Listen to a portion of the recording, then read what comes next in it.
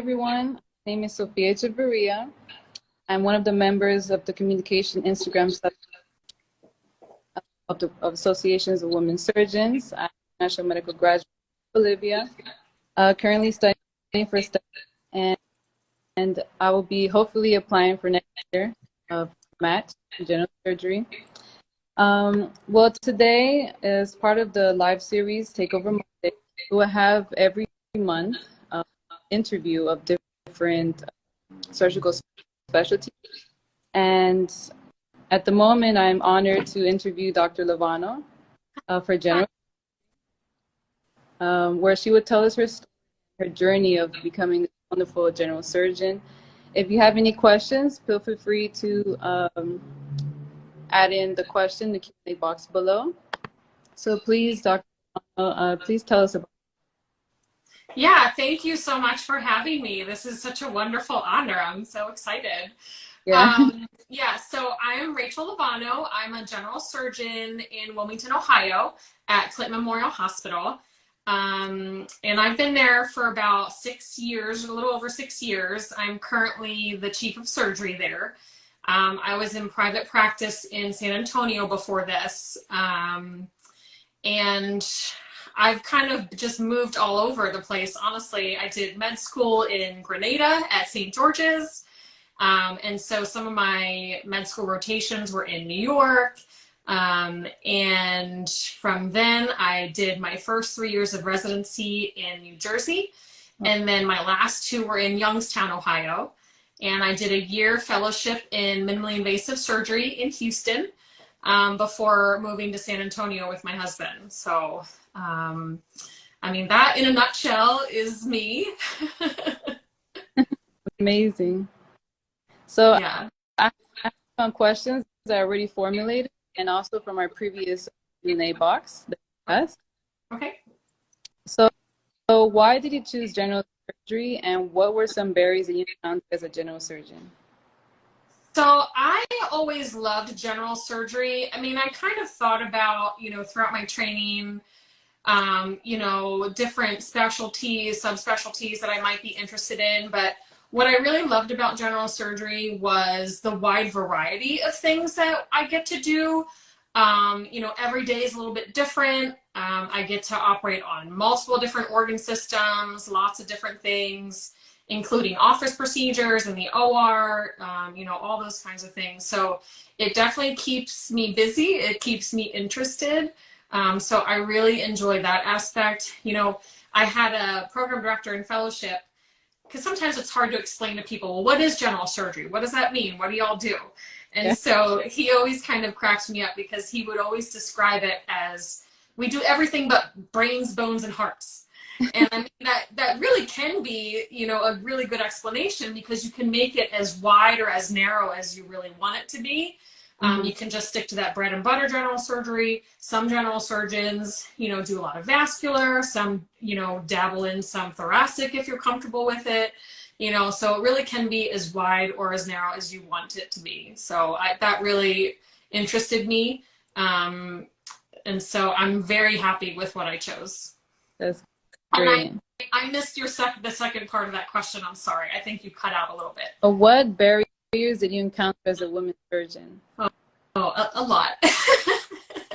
I mean, I think, I hope a lot of that is getting better over the years, and I've seen a lot of progress, but, there weren't many other females in my residency program. There weren't a lot of other females interested in surgery in medical school. I didn't have a lot of female attendings to kind of look up to until later in my career.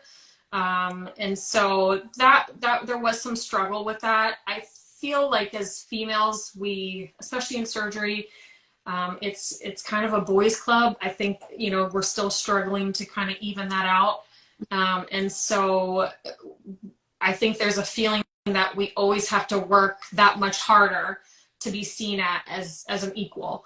And so, I think that's something that I still struggle with sometimes. And that could be some of my own burden. I want to work hard to be able to be seen in that light of respect. So But, you know, there's definitely been some struggles in that regard. But I think it makes you a better surgeon. I think it makes you a more careful and compassionate surgeon. So there's definitely, you know, some upsides to working that hard, preparing, you know, you're over prepared, you're ready for everything, and you're willing to do anything to succeed. And so I think it's important to see those silver linings too.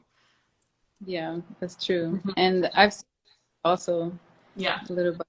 So did you have any mentors to guide you in your journey?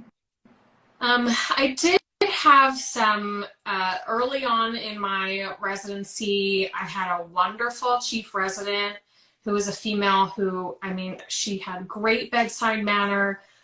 You know, she really helped me a lot. And so I really looked up to her, especially, you know, not every surgery program is, you know, all nice and flowery and everything's great and everyone gets along, you know. And so that was, I had the opposite experience, you know, early on in my career. So she was like this shining light of hope of, you know, I don't have to turn into that, you know, mean, surly, you know, overworked kind of surgeon. And she, I mean, she went through a lot. And so I really looked up to her. And then, you know, I really relied on a lot of my fellow residents, you know, throughout training, especially later on in my career. A lot of them are still friends. And so I think that was certainly important to have. A lot of my attendings I really looked up to and respected, and I tried to, you know, pick out different things to learn from and ask questions and, you know, well, how did you proceed with this? And, you know, even early on in my career, even still, I still reach out like, hey, how would you go, you know, how would you approach this?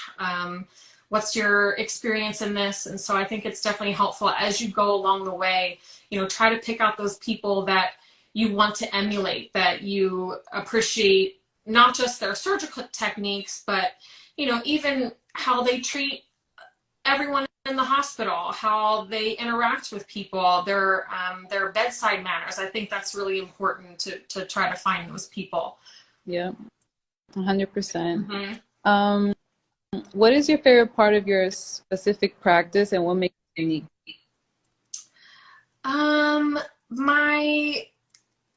I think my favorite part about my job now and my practice now is I really enjoy being in a smaller community. You know, my hospital is not very big. It's a small community hospital, but that makes it seem like a family. You know, my staff I get really close with. Our patients we're really close with. It's kind of a tight-knit community. And, you know, a lot of the people I work with wind up being my patients. So, you know, you're kind of in this little bubble, but it's actually really nice. It gives you a lot of autonomy.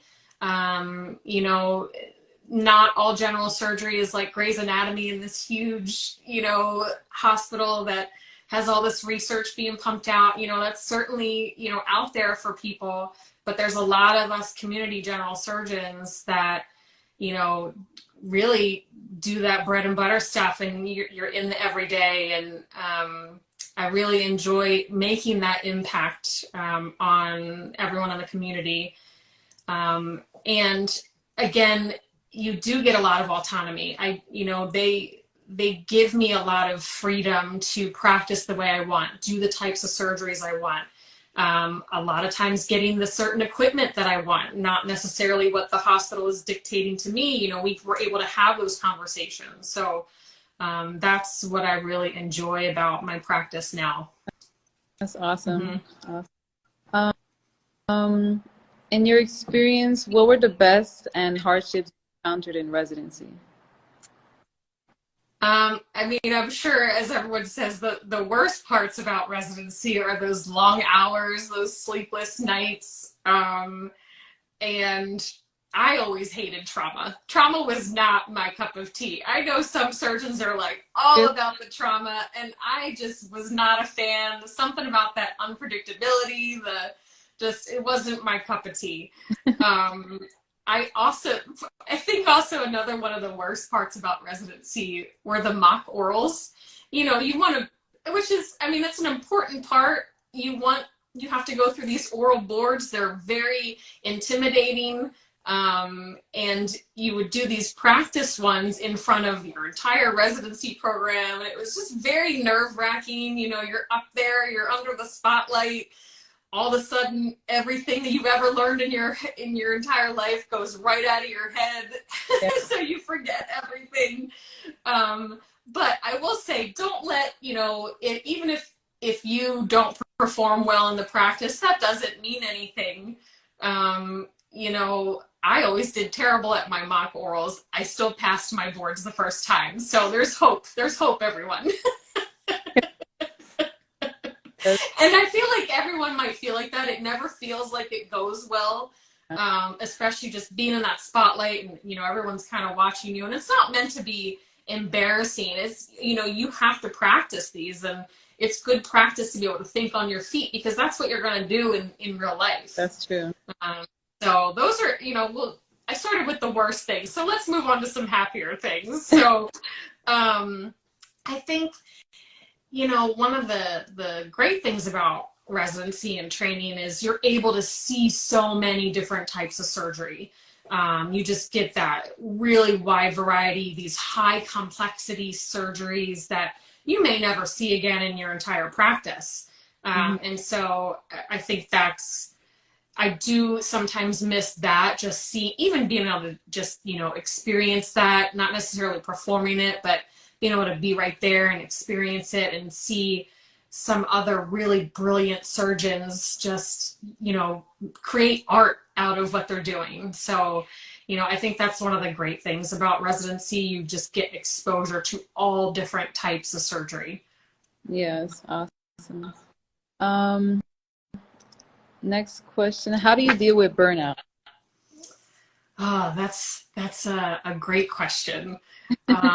And I think it's important to recognize in yourself when you're starting to, show those signs of burnout, so that hopefully you can kind of jump on, rebalancing yourself. I think it's really important to set boundaries, which is definitely something I'm still learning how to do, especially like we talked about in the beginning. This is some of the busiest times in surgery and healthcare. Everyone's trying to get everything in before the end of the year, and you run out of time to do things, and you're trying to, squeeze everyone in and make time for surgeries. And sometimes you can sacrifice your own well-being for that, and that's not always sustainable.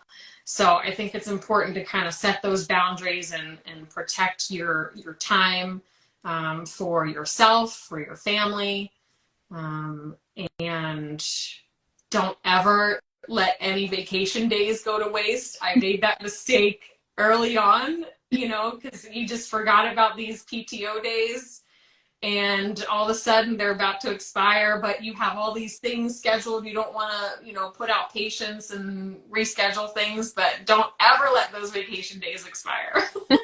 Use them. Use your vacation. But again, I think it's about, trying to figure out what is self-care for you. It might be Pop-Tarts for dinner. It might be, singing some 90s hip hop with your son while you're making breakfast in the morning. Those are just some examples for me. So just trying to take the time to do those things that make you happy outside of work, I think, is really important to help prevent burnout, and really trying to recognize it, early on to help prevent the burnout. Yeah. And talking about it. I mean, find people to talk to about it. Your colleagues have, just have what me and my partner call a bitch session. We just kind of let it all out. You gotta vent sometimes. Or if it's your family that you want to talk to, call up a friend. I like to FaceTime with my friends sometimes, so just some kind of outlet that you can just let it out. Yeah. That's good advice. Okay. Any ideas where these graduates can find experience in general surgery as an IM? So I know that's historically been really difficult. I'm hoping it's getting easier, especially since I was through training. I don't know lots of specifics. I do know it's so important to find those mentors and to network early on. And that's why I think associations like AWS are great, because you can make those contacts early on, and when you go to meetings, or when you're in these committees, you can reach out to find people to talk to that might have some other people that they know, or are able to kind of put you in those positions. So I think it's really important to get as involved as possible, and really try to meet as many surgeons in the business as possible. And again, that's why associations like AWS are so important, so that those people can really help you do that. Yeah, that's true. Mm-hmm. What techniques should medical students learn to impress their preceptors on clerkships? For example, double hand knots, etc. I don't think anyone's going to expect y'all to be doing even any hand knots at first. I mean, sure, try the double-handed, it might be nice to have some basic suturing skills under your belt. No one's going to expect you to be throwing one-hand knots and doing all kinds of crazy sutures. Honestly, what would impress me the most, and I think what would impress everyone the most, is just being prepared for whatever surgery you're going to be able to scrub in on or observe. Mm-hmm. Meaning study up on that disease process, study up on the type of surgery, all the steps. I think that is probably the most impressive thing.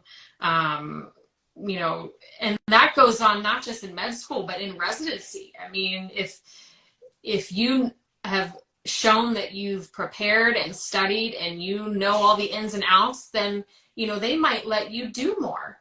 And that's always what I found it, because attendings love to pimp students and residents. They love to throw out those questions. So learning those pearls of each of those surgeries is key, so that you have those answers, and then they like, oh, you had all the answers. Here, you can close the skin. And then that's like the greatest day ever. Yeah, that's true. Yeah. Okay, I know we're currently in interview season. Mm-hmm. So what do you look for in an applicant as an upcoming? I think it's really important to understand someone's passion behind why they want to go into surgery. I always tell people, make sure you really want it. Make sure you almost can't imagine yourself doing anything but, because it's very hard. You're going to have to sacrifice things. You're going to go through times of, I don't know if I can do this. I'm not sure. This might be too hard. What am I doing? And so I think understanding someone's passion behind why they want to be a surgeon would be really helpful.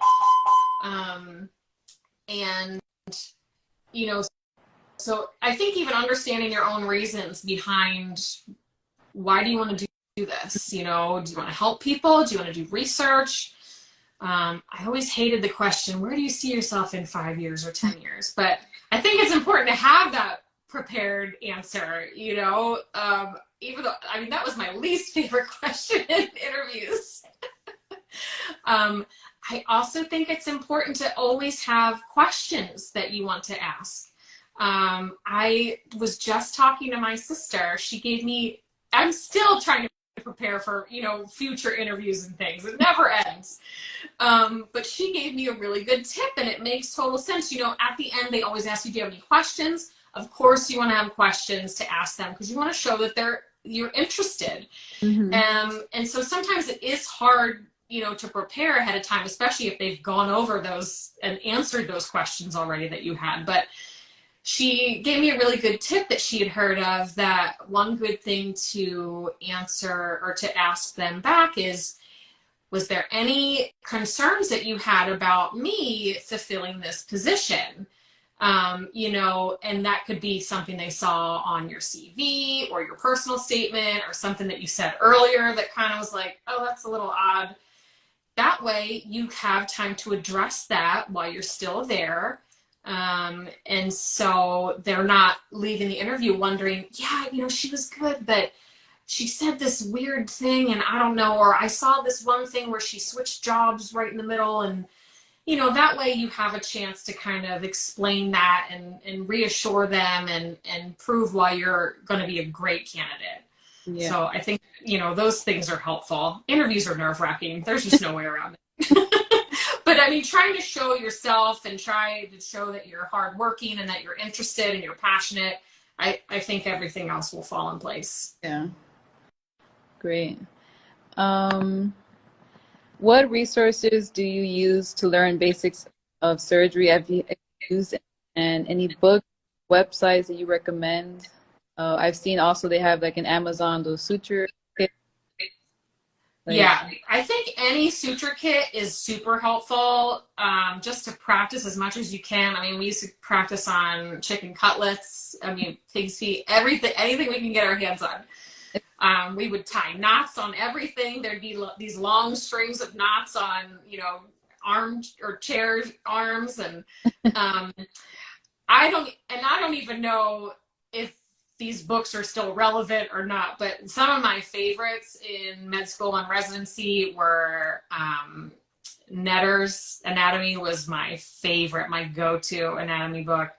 The Pfizer Absite Review book, I mean, that went everywhere with me. I mean, that's just had so many great pearls for all the surgical issues. The ICU book, I don't know if that's still out there. That was, I mean, for my ICU rotations, that was key. Mm-hmm. And nowadays, I mean, I still study. I'm still preparing, you know, for big surgeries. I love watching the surgery videos, especially that Sages has. They have a huge library of videos. And so I'm actually a reviewer for some of their submissions, and I love watching those videos. I mean, they're amazing. People are doing amazing things. So, I mean, those are some of the things that I still use. That's good. Great. What advice do you have that you could share with inspiring surgeons, and advice for IMG specifically? I think, you know, for anyone trying to go into surgery, again, you know, make sure it's what you really want to do. And then just do it. I mean, no matter what, it's gonna, like I said, it's gonna be hard. You're gonna have some dark days. There's just no way around it. And I think if you focus on what you love about surgery, I think that will get you through. You focus on becoming the best surgeon you can, and that will get you through. Staying true to yourself, you know, and really just trying to emulate that surgeon that you want to portray to the rest of the world and your patients. Yeah, because I mean, that's really why we're in it, to help patients. And, you know, one of the reasons I became a doctor was, you know, I feel like my family growing up had some not great doctors, maybe not taking you know, some of my family members' concerns seriously. And that led to some really scary moments. And so I never wanted that to happen for anyone else in my family or any friends or anyone I knew. And so I really try to keep that in mind with every patient that I see, you know, that they're coming to you for help, and it's up to us to really help as much as we can. So that's true. What are some tips for family planning as a resident? To be honest, as a resident, I'm not sure. I just had a baby, and so I'm very late to the game. And I applaud every one of you who can start a family during residency. I can't even imagine trying to do that. I know there's a lot more resources nowadays, and I think especially, you know, for maternity leave and breastfeeding afterwards, I know there's a lot more in place to protect that time. Mm-hmm. And so just becoming familiar with really what the laws are and trying to reinforce that with your program as much as possible. I mean, I think it's important, especially to communicate that with the program also, and maybe try to find out some of those things ahead of time. Even if you don't feel comfortable asking that, you know, say the program director or someone that you're interviewing you, maybe asking, you know, some of the residents or things like that, or previous residents might be helpful. You know, again, I can't imagine that it's easy, but you know, there's tons of women doing it and have been successful doing it. And so I know there's also different kind of like support groups and like Facebook groups for female surgeons that are moms and things like that. And so that's been super helpful, even for me now, trying to navigate, you know, how to work this in and have that protected time. So yeah, I think just trying to educate yourself, and part of that might have to be educating the program on, you know, how they need to stay in line with what the laws provide. Yeah. Mm-hmm. Okay. Let me see if we have any questions from the audience.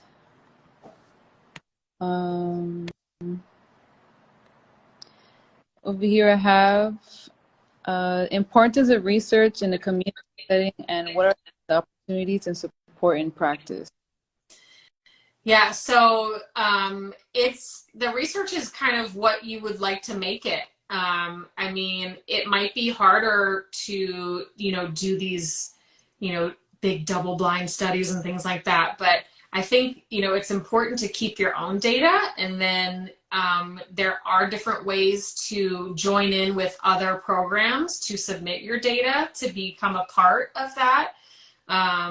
And then, you know, even doing different case reports. I mean, it's really as much or as little as you want. There's definitely ways to do it in a smaller community program. But if that's not your thing, which I've never been a huge research person, so, you know, that's a little few and far between for me. But there's definitely ways to do that if you're interested and you like that smaller community setting. Okay. Mm-hmm. Okay, well, I don't see any more questions. Okay. I think we answered everything. Well, great. Y'all been easy on me. So thank you so much for your time. Let me see. Well, someone asked, when did you decide you wanted to become a surgeon? Oh, gosh. You know, I think I knew from around age 8 that I wanted to be a doctor. And then in high school, I had an anatomy class that I just fell in love with.